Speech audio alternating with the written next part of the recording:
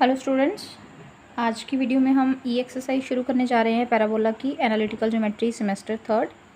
तो सबसे पहला टॉपिक है हमारे पास कोड ऑफ कॉन्टैक्ट। तो कोड ऑफ कॉन्टैक्ट किसको बोला जाता है? Let P be the given point P T और पी टी डैश। अगर दो टेंजेंट्स फेंके हम पी पॉइंट से पैराबोला पे, पी पॉइंट पैराबोला के ऊपर नहीं है, पैराबोला से थोड़ा दूर है, ठीक है, थोड़ा बाहर है। अगर पी पॉइंट से मैं क्या करती हूँ, दो टेंजेंट्स पैराबोला के ऊपर डालती हूँ, मतलब पी टी और पी टी डैश, जैसे कि आप डायग्राम में भी देख रहे होंगे। पी टी एक टेंजेंट डाली, टेंजेंट मतलब ये सिर्फ टच करके आगे निकल जाएगी पैराबोला को किसी एक पॉइंट पे। इसी तरह से पी टी डैश मतलब ये टी डैश को टच करके आगे निकल जाएगी। तो ये दो टेंजेंट्स हमने पी से डाली। इन टेंजेंट्स के जो जहाँ पे इन पॉइंट्स को टच किया है, जहाँ पे पैराबोला को टेंजेंट्स ने टच किया है, उन पॉइंट्स का नाम है टी डैश और टी। अगर हम इस टी डैश और टी को ज्वाइन कर दें, मतलब ये जो लाइन बन रही है टी डैश, तो ये ज्वाइनिंग वाली इन पॉइंट्स को, कॉन्टैक्ट्स को ज्वाइन करने वाली जो लाइन आएगी उसको क्या बोला जाएगा? कोड ऑफ कॉन्टैक्ट। कि ये कोड ऑफ कॉन्टैक्ट है किसका? पी का। P be the given point P T and P T dash, दो टेंजेंट्स हैं drawn from P to the parabola, then the straight line T T dash. यानी कि ये जो दो टेंजेंट्स को पॉइंट्स को ज्वाइन करने वाली, पैराबोला के पॉइंट्स को ज्वाइन करने वाली जो एक नई लाइन बनी है टी टी डैश, वो क्या है? इज कॉल्ड कोड of contact of tangents from point P to the parabola. ठीक है, कि ये पी पॉइंट से जो टेंजेंट्स डाली गई हैं उसका क्या है? कोड ऑफ कॉन्टैक्ट है, ठीक है, पी का। तो इसके बाद है हमारे पास इक्वेशन ऑफ कोड ऑफ कॉन्टैक्ट। तो कोड ऑफ कॉन्टैक्ट की इक्वेशन का आर्टिकल तो ऐसा आपको नहीं आया, क्योंकि जो हमारा आर्टिकल है ये पंजाबी यूनिवर्सिटी में आया हुआ है, जीएनडीयू में अभी तक तो नहीं पूछा गया। लेकिन आप अगर इसको x1 और y1 पे इक्वेशन कोड ऑफ कॉन्टैक्ट निकालना है तो टेंजेंट सबसे पहले बनानी पड़ेंगी, ठीक है। x1 y1 पॉइंट, यानी कि ये p पॉइंट क्या है? x1 y1, यहाँ से दो टेंजेंट्स फेंकेंगे। एक पॉइंट है x डैश y डैश और एक है point x double dash y double dash, ठीक है। तो दो टेंजेंट्स बनाई जाएंगी इस पॉइंट से, तो दो टेंजेंट्स आ जाएंगी। उसके बाद दो टेंजेंट्स के बाद हमें क्या करना है कि इन दो टेंजेंट्स में जहाँ जहाँ पे ऑब्वियसली ये दोनों टेंजेंट्स किस में से पास कर रही हैं? x1 y1 पॉइंट में से। तो जहाँ पे x y है वहाँ पे 1 1 और x y की जगह 1 1 लिख दूँगी। तो दोनों की दोनों जो टेंजेंट्स हैं मेरी इस पॉइंट p x1 y1 से पास कर रही हैं, तो ये इक्वेशन इस तरह से चेंज हो जाएगी। अब इन दोनों का लोकस, मतलब इन दोनों का इकट्ठी अगर मैं इक्वेशन देखूं तो ये क्या बनेगी? चेंज क्या हो रहा है? y1 y डैश और y डबल डैश। चेंज कौन हो रहा है? x dash x double dash, ठीक है। ये चेंज आ रहा है, तो जो चेंज हो रहा है उसको वेरिएबल लेट कर लेना चाहिए ना, क्योंकि वेरिएबल का मतलब होता है change. That means y dash और y डबल डैश को मैं y लिख लूँगी, y1 as it is, x1 दोनों में सेम है तो वो एज इट इज़ x1, और x dash x double dash, इन दोनों को क्योंकि ये चेंज हो रहे हैं, पहले x डैश था बाद में x डबल डैश बन गया है ना, तो इसको वेरिएबल मतलब x ले लूँगी। तो इसका लोकस मतलब ये जो इक्वेशन बनी है ये मेरे पास है रिक्वायर्ड इक्वेशन ऑफ कोड ऑफ कॉन्टैक्ट। तो अगर ध्यान से हम इसको देखें तो ये बिल्कुल सेम है जैसे हम टेंजेंट निकालते थे सेकेंड एक्सरसाइज में, कि टेंजेंट कैसे निकलती है? y² इक्वल्स टू 4ax था पैराबोला, और x1 y1 अगर पॉइंट था तो इस पे टेंजेंट कैसे निकालते थे? y को कन्वर्ट कर देते थे, y1 रूल था कि x को कन्वर्ट कर दो 1/2 x प्लस x1 में, तो 1/2 कट के 2 के साथ 4 के साथ तो 2 बन गया है ना। तो हमने जो रूल सेम लिखा भी है उन्होंने, rule to write down the equation of कोड of contact is same as the rule to write down the equation of tangent. फ़र्क सिर्फ इतना है कि टेंजेंट जो बनाई जाती है वो पॉइंट पैराबोला के ऊपर ही लाई करता है, और कोड ऑफ कॉन्टैक्ट जिसकी बनाई जाती है वो पैराबोला से काफ़ी दूर होता है, ठीक है। तो मतलब मुझे क्या करना है, अगर किसी पॉइंट से कोड ऑफ कॉन्टैक्ट निकालनी है तो मैं क्या करूँगी? उस पॉइंट को लेना है x1 y1, और जहाँ पे पैराबोला में y² इक्वल्स टू 4ax दिखेगा तो सेम टेंजेंट जैसी ही इक्वेशन निकालनी है। तो फिर इसका और उसका फ़र्क क्या है टेंजेंट का? क्योंकि टेंजेंट का पॉइंट पैराबोला के ऊपर ही लाई करता है, जबकि कोड ऑफ कॉन्टैक्ट का पॉइंट कोड ऑफ कॉन्टैक्ट कौन है, ये वाली लाइन, लेकिन ये किसकी कोड ऑफ कॉन्टैक्ट है, इस पॉइंट की, पी पॉइंट की, तो ये थोड़ा दूर इससे लाई करता होगा, बस इतना फ़र्क है। तो बाकी का प्रोसेस तो निकालने का सेम, कोड ऑफ कॉन्टैक्ट का वाई को चेंज कर दो, वाई y1, और जहाँ पे एक्स दिखे सिंगल वाला उसको चेंज कर दो x + x1/2, तो ये कट के क्या बन जाएगा, y1 twice of a x + x1। तो ये हमारे पास इक्वेशन आ गई कोड ऑफ कॉन्टैक्ट की, ठीक है, कोड ऑफ कॉन्टैक्ट की इक्वेशन आ गई। इसके बाद हमारे पास आते हैं पोल एंड पोलर का कंसेप्ट, ठीक है।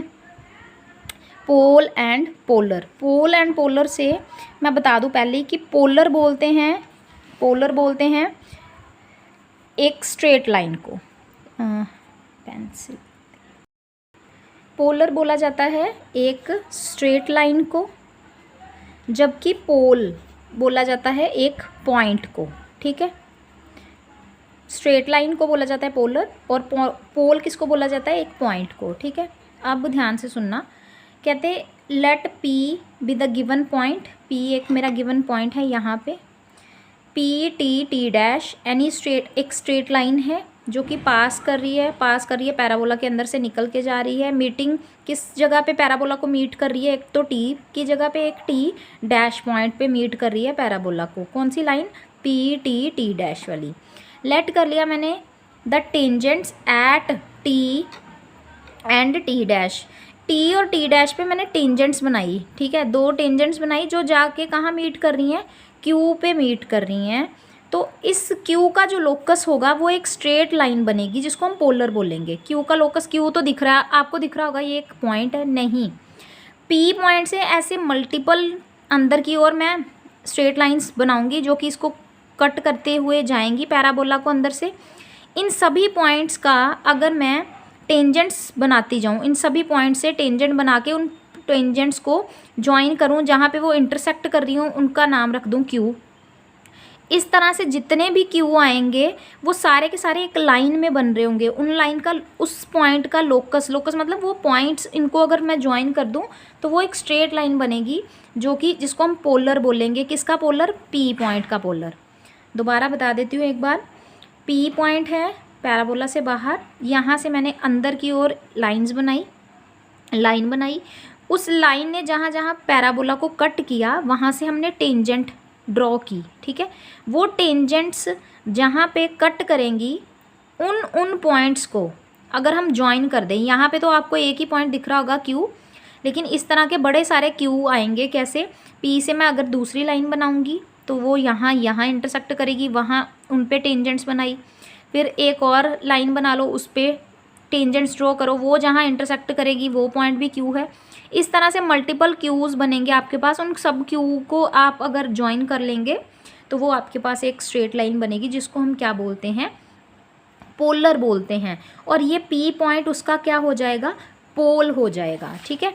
एक पॉइंट, ठीक है, एक पैराबोला, एक पॉइंट, यहाँ से मैंने सीधे एक लाइन ये बनाई। अब इसका और इस पे ये जो दो पॉइंट हैं T इनके ऊपर बनाई मैंने टेंजेंट, ठीक है। इस तरह से रफली डायग्राम बना रही हूँ, तो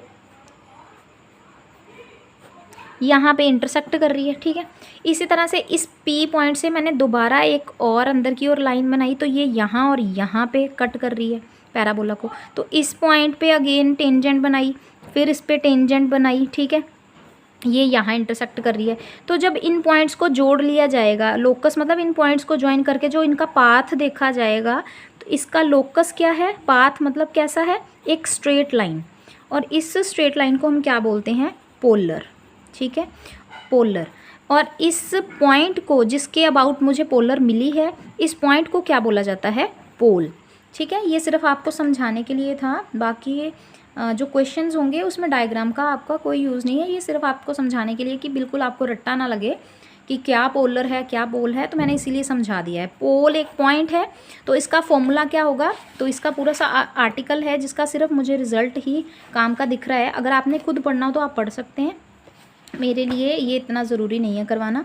तो इसका पोल का सिर्फ एक कंसेप्ट है कि अगर आपको लाइन दी है जिसके अबाउट मुझे पोलर निकालना है, जैसे कि लाइन दी होगी, पोलर दिया होगा, मतलब AX + BY + CZ, है ना, सॉरी z तो आएगा नहीं क्योंकि लाइन है, तो z तो प्लेन में आता है, z तो आएगा नहीं, इक्वल्स टू 0।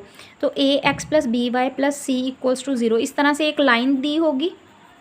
लाइन दिया तो हम मान लेते हैं कि पोलर दिया है, और साथ में उसको क्या देना पड़ेगा, पैराबोला तो देना ही पड़ेगा, मतलब y square equals to 4ax। Parabola दिया हो और इसके अलावा मुझे पोलर दी हो, तो मुझे पोल निकालने के लिए बोला जाएगा। तो पोल का फॉर्मूला होता है हमारे पास ये, ठीक है, आर्टिकल है पूरा का पूरा इसके ऊपर, आपको याद ही रखना पड़ेगा कि पोलर हमारे पास कितना आता है। पोल हमारे पास कितना आता है अगर पोलर गिवन है, ठीक है, गिवन है एक स्ट्रेट लाइन। पैराबोला मुझे गिवन होगा, ठीक है, जो पैराबोला है वो भी गिवन है। तो हमारे पास पोल मतलब वो पॉइंट्स क्या होंगे, पोल के कोऑर्डिनेट, पोल है पॉइंट के तो कोऑर्डिनेट्स ही आएंगे ना। तो कोऑर्डिनेट्स क्या होंगे, सबसे पहले तो यहाँ पे ए बी सी की पहचान कर लेनी है और ए को फाइंड कर लेना है, छोटा वाला ए मतलब पैराबोला का ए, इसको आपने फाइंड कर लेना है। फिर इसके बाद सीधे फॉर्मूला है सी बाय ए का, सी बाय ए, सी मतलब ये सी किसका, लाइन का जो कांस्टेंट वाला पार्ट होगा वो, अपॉन ए मतलब कैपिटल ए मतलब लाइन का एक्स वाला कोफिशिएंट, कॉमा डाला।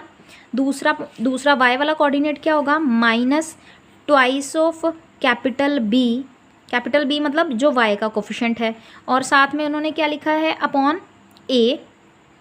अपॉन में ए, साथ में ऊपर बी के साथ क्या मल्टीप्लाई कर देना, ये छोटू वाला ए जो पैराबोला का ए है ना छोटा, इसको मल्टीप्लाई कर देना, बस ये आपका बन गया, ये बन गए पोल। ये है पोल के कोऑर्डिनेट्स, क्या, सी बाय ए, सी लाइन का, ए लाइन का, 2 तो 2 है, माइनस का साइन साथ में, बी का मतलब अगेन कोफिशिएंट किसका, लाइन का वाई वाला कोफिशिएंट, अपॉन कैपिटल ए मतलब एक्स वाला कोफिशिएंट, इनटू ए मतलब जो पैराबोला का ए है वो।